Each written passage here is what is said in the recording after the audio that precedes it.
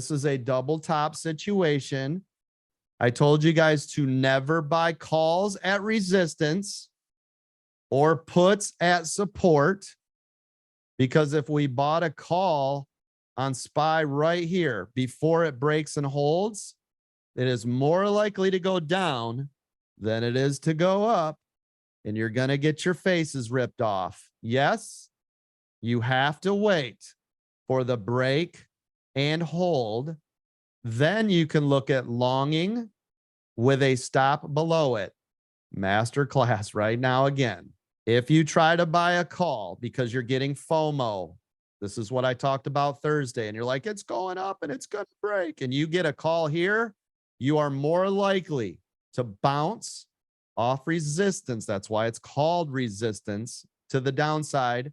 Get your face ripped off. And then all we're going to hear out of your mouth is, every time I buy a call, it goes against me. Yeah, because you're buying it at the wrong time. Does that make sense, everybody?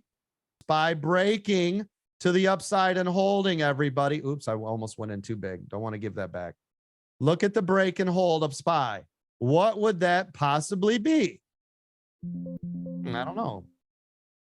I got in hours late, but I'll take it. Boom. There's $150. What did I say? After it breaks and holds 449.65, that's when we long it, right? SPY broke below a critical level. So what do you think I should be doing? Talk to me. What should I possibly be doing if SPY broke to the downside, a key critical area? Somebody tell me. I bought way too late, but isn't bearish, right? It broke a critical double top level to the downside. Isn't that bearish? Anybody want to answer that? It is. Okay, thank you. At least on a quick scalp, right? I'm not looking at this thing for the next 8 days. So I got it late. And if it goes against me, right? So I'm in puts now. If it holds above, I'm out. If it stays below, I'm in.